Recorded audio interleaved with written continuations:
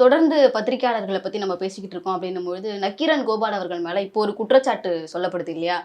நித்யானந்தா அவர்களுடைய அந்த வீடியோவை வச்சு இவர் மிரட்டி கோடிக்கணக்கில் காசு கேட்டதா ஒரு குற்றச்சாட்டு சொல்றாங்க. அதோட பின்னணி என்ன சார்? நம்ம தொடர்ந்து பத்திரிகையாளர்களை பேசல, போலி பத்திரிகையாளர்களை பேசிகிட்டு இருக்கோம், ஃபோர்ஜரி பத்திரிகையாளர்களை பேசிகிட்டு இருக்கோம். நக்கீரன் கோபால் அண்ணனுக்கு அவருடைய இன்றைய லெவலில் அவரோட ஸ்டேட்டஸ் எவ்வளோ உயரத்தில் இருக்குது, எவ்வளோ பெரிய ஜேர்னலிஸ்ட். அவர் ஜேர்னலிஸ்ட், உயிரை பணம் வச்சு வீரப்பட்ட போனோம். அவர் ஜேர்னலிஸ்ட், இன்னைக்கு வரைக்கும் உயிரை பணம் வச்சு தான் அவர் நியூஸ் நடத்துகிறாரு. ஜெயலலிதா அவரை கொலையே பண்ண பார்த்தாங்க, ஏடிஎம்கே பீரியடில் ஆஃபீஸெல்லாம் ஒட்டச்சு எல்லாம் பின்பக்கமாக விழுந்து தப்பிச்சு பொழிச்சு ஓடி தான் வந்தார் அவர். நித்யானந்த சுவாமி வெள்ளைக்கலை சட்டி போட்டு குட்டிக்காரனை அடித்தாரா அடிக்கலையா? பக்கத்தில் ரஞ்சிதா மேடம் இருந்தாங்களா இல்லையா? ஒரு ஃபேக்ட் நடந்துதா நடக்கலையாங்கிறதா இங்கே பேச்சு. நடந்ததில்ல, அப்போ அதை வச்சு யார் உங்களுக்கு பணம் கேட்க போகிறா? வெளியான வீடியோ வச்சு எப்படி பணம் கேட்பாங்க?